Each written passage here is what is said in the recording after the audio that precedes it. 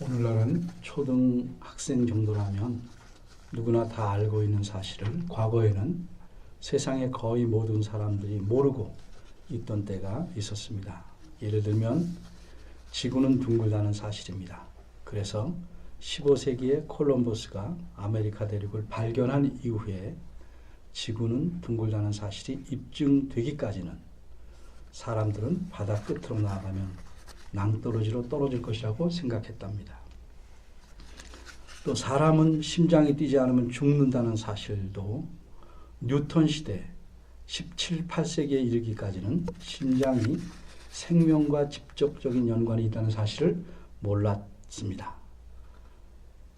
그럼 이런 사실들을 몰랐다고 해서 사람들의 삶이 불행할 만큼 크고 심각한 영향을 미쳤을까요? 그렇진 않습니다. 이 사실들을 알므로써 과학과 의학과 문명에 큰 영향을 미쳤지만 개인들의 삶에는 별로 영향을 미치지는 않았습니다. 그러나 이제 여러분들이 몰랐기에 여러분의 삶에 심각한 영향을 끼쳐온, 그래서 알게 되면 여러분의 삶에 크게 유익한 변화를 가져올 세 가지 사실을 말씀드리려고 합니다. 이것은 결혼과 연관된 하나님 말씀인 성경에서 가르쳐주는 사실들입니다. 이 세 가지는 남녀의 관계에 대해서, 결혼의 정의에 대해서, 결혼의 상태에 대해서 말씀하는 사실입니다. 하나씩 살펴보도록 하겠습니다. 첫째, 남녀의 관계에 대한 사실입니다. 작년 2018년 8월 7일 대한민국 국무회의에서는 국가인권 정책 기본 계획을 전격적으로 통과시켰습니다. 이것은 우리나라가 앞으로 어떤 방향으로 법을 제정하고 정책을 펼쳐나가겠다는 것을 보여주는 청사진입니다. 이 기본 계획 안에는 바람직한 점들도 많이 있지만 우리 기독교인들로서는 반대하지 않을 수 없는 매우 나쁜 조항들이 담겨 있습니다. 그 한 조항은 현재 우리나라의 헌법과도 맞지 않은 것입니다. 우리나라의 헌법 제36조 1항은 혼인과 가족 생활은 개인의 존엄과 양성의 평등을 기초로 성립되고 유지되어야 하며 국가는 이를 보장한다. 이렇게 되어 있습니다. 그런데 국가인권정책 기본계획에서는 양성평등이란 말 대신에 성평등으로 바꾸었습니다. 이렇게 바꾼 대로 진행된다면 이 사회는 엄청나게 달라질 것입니다. 양성이란 남자와 여자만을 의미하지만 성평등이라고 하면 남성과 남성, 여성과 여성 간도 포함됩니다. 따라서 우리나라에서도 머지않아 남자와 남자가, 여자와 여자가 결혼하는 일이 합법적이 되는 일이 생길 것입니다. 그런데 이것은 하나님께서 만드신 창조의 질서, 가정의 질서를 무너뜨리는 것입니다. 하나님께서 만드신 창조 질서를 무너뜨리면 그 재앙적인 결과는 고스란히 그것을 무너뜨린 국가나 사회나 개인에게 미치게 됩니다. 그러기에 모든 사회와 사람들이 평안하고 행복하게 살기를 바라는 기독교로서는 이런 잘못된 조항에 대해서 강하게 반대할 수밖에 없습니다. 하나님께서 남자와 여자를 만드셨습니다. 그리고 남자와 여자 간에만 결혼하도록 하셨습니다. 그런데 하나님께서는 남자와 여자를 모두 하나님의 형상대로 만드셨습니다. 이것이 남자와 여자의 공통점입니다. 기본적으로 하나님의 형상대로 지음을 받았다는 것은 만물을 다스리도록 지음받았다는 의미입니다. 그리고 여기서 다스린다는 말은 타락 후의 의미, 즉 오늘날의 지배나 통치를 뜻하는 것이 아니고 섬긴다는 의미입니다. 그러기에 사람은 모름지기 남녀 모두 섬기는 삶을 살아야 하는데 자기 마음대로 섬기는 것이 아니고 하나님의 뜻에 맞게 섬겨야 합니다. 하지만 남녀 간에는 공통점 외에 차이점도 있습니다. 그 차이점이 무엇인지는 오늘 본문 2장 18절에서 처음 나타납니다. 하나님께서 여자를 남자의 돕는 배필로 지으셨다는 사실입니다. 돕는 배필이라는 표현에 대해서 기독교인들조차도 오랜 세월 오해해 왔습니다. 원문에서 이 표현은 그와, 즉 남편과 상응하는 돕는 자라는 말입니다. 우리는 돕는 자라고 하면 신분이나 지위가 낮은 자로 이해하기 쉽습니다. 그러나 이것은 오해입니다. 성경에서는 하나님을 가리켜 우리를 돕는 자라고 표현하고 있습니다. 하나님이 돕는 자이시기 때문에 우리보다 신분이나 지위가 낮으십니까? 그렇지 않지요. 자녀를 돕는 자는 부모이고, 학생을 돕는 자는 선생님이고, 환자를 돕는 자는 의사입니다. 이런 표현에서도 알 수 있듯이 돕는 자라는 말은 신분이나 지위를 나타내는 것이 아니라 도울 능력이 있는 자다 하는 것을 의미합니다. 게다가 여자를 가리켜 그와, 즉 남편과 상응하는 돕는 자라고 했으니 남자와 여자, 즉 여기서는 남편과 아내는 동등합니다. 우리나라에서는 남자는 하늘, 여자는 땅, 또는 남자는 배, 여자는 항구, 이런 식으로 남성 우월적인 표현을 써왔고, 그런 식으로 사람들을 교육했고 교육받아왔습니다. 그러나 이런 식의 가르침은 모두 성경에서 어긋난 잘못된 것입니다. 남편과 아내는 동등합니다. 신분이나 지위가 아니라 역할에 있어서만 여성은 돕는 자입니다. 둘째입니다. 결혼의 정의에 대한 사실입니다. 결혼의 정의, 즉 결혼이란 무엇인가? 국어사전을 보면 남녀가 부부관계를 맺는 것이 결혼이라고 합니다. 그래서 제가 다시 찾아봤습니다. 그럼 부부는 뭔가? 다시 국어사전을 보면 부부는 남편과 아내 또는 결혼한 한 쌍의 남녀 이렇게 되어 있습니다. 그러니까 결혼이 뭔지를 분명히 밝히지 않고 사전에서 말장난을 했습니다. 마치 이런 식입니다. 남자가 무엇이냐? 여자가 아닌 사람. 그럼 여자는 무엇이냐? 남자가 아닌 사람. 그러니까 이런 식으로 사전이 말했습니다. 또 많은 분들은 말합니다. 결혼이 뭐냐? 결혼이 별거냐? 그저 마음 맞는 남녀가 만나서 자식 낳고 알콩달콩 아웅다웅하며 사는 것이지. 그렇다면 자녀가 없는 사람의 결혼은 무의미한 것일까? 어떤 말이든지 그 나름대로 일리는 있는 법입니다. 그러나 결혼이 무엇인지 정확하게 모르면 결혼한 그 삶의 질이 높아질 수 없고 보람이 있을 수 없습니다. 결혼이 무엇인지 정확히 알지 못하면 부부는 뜨거운 사랑의 기간이 끝나고 눈에서 콩깍지가 벗겨지면 결혼 생활은 무의미해지고 기계적인 삶이 되고 맙니다. 그래서 결혼이 무엇인지에 대해 우리가 몰랐고 지금도 대부분 모르고 있는 중요한 사실을 제가 말씀드리려고 합니다. 그것은 결혼이 한 남자와 한 여자끼리만 하는 것이 아니라는 사실입니다. 이건 또 무슨 말인가? 단 두 사람만이 아니고 그 가족이나 가문도 포함되는 말인가? 그런 뜻 아닙니다. 결혼은 두 사람, 이 사람끼리만 하는 것이 아니라 하나님과 하는 것입니다. 하나님은 그저 정의를 잇는 것이 아니고 하나님이 사람과의 결혼의 대상자인 셈입니다. 부부가 되는 남녀 두 사람이 함께 하나님과 평생 동안 약속을 지키겠다는 서약입니다. 이게 결혼입니다. 조금 더 설명하겠습니다. 조금 전에 제가 여자는 즉 남편과 상응하는 돕는 자라고 했습니다. 왜 돕는 자가 필요할까요?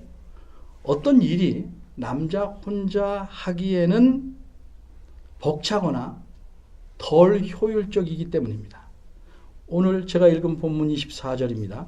이러므로 남자가 부모를 떠나 그 아내와 연합하여 둘이 한 몸을 이룰지니라. 이 말씀에서 결혼은 남자가 부모를 떠나 여자와 연합하는 것이라고 말씀하고 있습니다. 여기서 연합한다는 것은 달라붙는다는 의미입니다. 뗄 수 없게 착 달라붙는 것입니다. 그 다음에 한 몸을 이룰지라는 표현은 원어대로 말하면 그러면 한 살, 뼈가 아닌 한 살, 한 육체가 된다는 말입니다. 이 말은 성적인 관계를 말하는 것이 아니고 남편과 아내가 서로 딱 달라붙어야 한 몸처럼 호흡이 잘 맞는 팀이 된다는 의미입니다. 그러니까 부부는 한 팀으로서 일을 하는 것입니다. 그리고 여자는 이 일을 잘 해낼 수 있도록 돕는 자의 역할을 하는 것입니다. 그럼 남녀가 한 팀이 되어서 해야 할 일은 무엇인가? 그것은 이미 창세기 1장 27, 28에서 말씀한 대로 다스리는 일, 즉 섬기는 일입니다. 사람마다 다른 직업을 가질 수 있지만 어떤 직업을 갖든지 모든 사람이 공통적으로 해야 할 일은 하나님의 뜻에 맞게 하나님의 뜻에 따라 섬기는 일을 하는 것입니다. 풀어 말하면 하나님을 섬기고 이웃을 섬기는 것입니다. 그러기 위해 부부가 서로를 먼저 섬기는 것입니다. 이렇게 부부는 동등하지만 일의 측면에 있어 남편이 가장입니다. 이건 남성 우월적인 발언이 아니고 하나님 앞에서 책임을 지는 사람이라는 뜻입니다. 어째서 많은 부부가 결혼하고 그 뒤에는 점점 불행해질까? 가장 근본적인 이유는 그 부부가 정한 결혼의 목적이 하나님께서 정하신 목적과 맞지 않기 때문입니다. 과일을 갈아야 하는 믹서기에 돌멩이 조그만 것을 넣어서 갈면 당분간은 잘 갈리고 재밌어 보입니다. 결국은 믹서기를 망가뜨리고 맙니다. 요즘 사람들의 결혼 목적은 무엇입니까? 서양이나 우리나라나 속을 들여다보면 지극히 자기 중심적입니다. 자신의 꿈을 이루기 위해서, 자신의 원하던 바를 성취하기 위해서 배우자를 이용합니다. 그래서 어떤 이는 배우자를 재정적인 후원자로 이용하고 어떤 자는 성적인 파트너로 또 어떤 자는 자신의 대를 잇기 위한 도구로 이용합니다. 하나님께서 맡기신 섬기신 일을 함께 신실하게 부지런하게 적극적으로 하기 위해서 남녀가 팀을 이루는 것이 결혼입니다. 그러기에 모든 일이 온전히 이루어진 하늘나라에서는 이런 팀이 다시 구성되지 않는 것입니다. 그래서 장가가고 시집가는 일이 없는 것입니다. 세 번째입니다. 결혼의 상태에 대한 사실입니다. 24절에서 남자가 여자와 연합하여 한 몸을 이룬다고 했습니다. 남자와 여자와 연합한다는 것이 어떤 상태를 말하는 것일까? 25절에서 그 단서를 얻을 수 있습니다. 아담과 그 아내 두 사람이 벌거벗었으나 부끄러워 아니하니라. 이것은 설명을 줄여서 한마디로 부부간의 관계가 친밀해야 함을 의미합니다.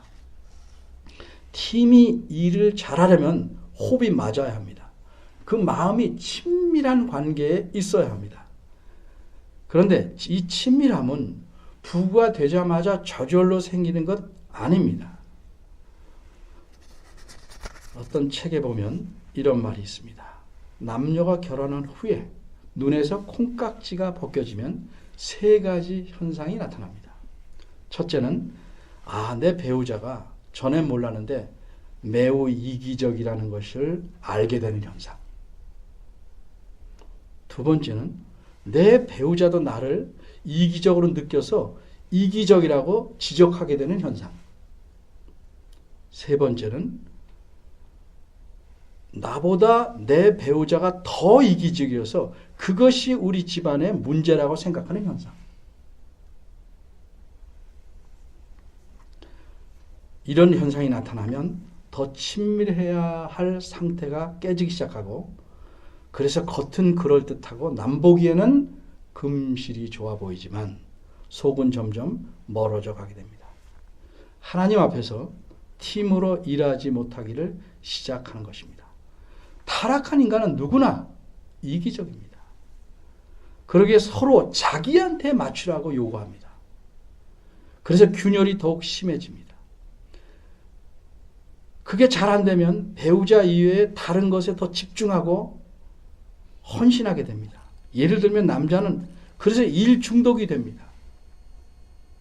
아내는 남편은 제쳐두고 자녀들에게 목을 메고 살아가게 됩니다. 친밀함이 깨졌다는 증거입니다. 그래서 겉으로는 평화로운 듯이 보여도 그 집에 가장이 설 자리가 가장자리로 밀려나 버리는 것입니다. 그럼 부부가 살아갈수록 친밀하려면 어떻게 해야 될까? 그렇게 되는 것은 한마디로 이기적인 자신을 자꾸 베어내고 상대방에게 헌신하는 자신을 내어주는 길밖에 없습니다. 이게 어떻게 하는 겁니까? 성경 말씀을 기준으로 그렇게 해야 됩니다. 남편이나 아내가 기준이 아니고 성경 말씀이 기준입니다. 그러니 서로 자신에게 맞추라고 섬기기를 헌신하라고 요구하면 안 됩니다. 목사님이 말씀했지? 당신 나한테 헌신해. 이렇게 말하면 안 됩니다. 내가 할 도리만 하면 됩니다. 균형이 안 이루어져서 상당히 속상한 일이 많이 생깁니다. 그래도 그렇게 해야 합니다. 하나님 말씀이 기준입니다. 그 말씀에 맞게 섬기고 헌신해야 됩니다. 조금 아까 본 책에 의하면 그러면 남편과 아내가 서로를 어떻게 보아야 하는가? 연애할 때는 결혼하기 전에는 멋지게 보입니다. 근데 그렇게 보면 안 됩니다. 결혼하면 멋진 조각품으로 보면 안 되고 조각을 하기 위해 갖다 놓은 돌덩어리로 봐야 합니다. 이 대리석 덩어리다. 그럼 이 대리석을 조각해야 됩니다. 아내가 자기 마음에 들게 조각하고 남편은 자기 마음에 들게 조각하는 게 아닙니다. 누가 조각하는가? 하나님께서 해나가시는 겁니다. 남편과 아내는 하나님께서 행하시는 그 조각의 조각 칼의 역할을 하는 겁니다. 자기 뜻대로 조각하는 것이 아닙니다. 조각 칼로서 서로를 섬기고 헌신해야 합니다. 그럼 그렇게 하는 건 어떤 것인가? 사도 바울은 이렇게 말씀했습니다. 아내들이여 자기 남편에게 복종하기를 주님께 하듯 하라. 남편들아 아내 사랑하기를 그리스도께서 교회를 사랑하시고 위하여 자신을 주심같이 하라. 너희도 각각 자기 아내 사랑하기를 자신같이 하고 아내도 그 남편을 경외하라. 우리는 너무도 이기적이라 이 말씀에 순종하기가 매우 어렵습니다. 이 나이에 그냥 살지 이러지 마시고 지금부터라도 결혼하신 분들 노력해야 합니다. 온 힘을 다해 헌신해야 됩니다. 죽을 때까지 잘못을 고치고 바꿔나가야 됩니다.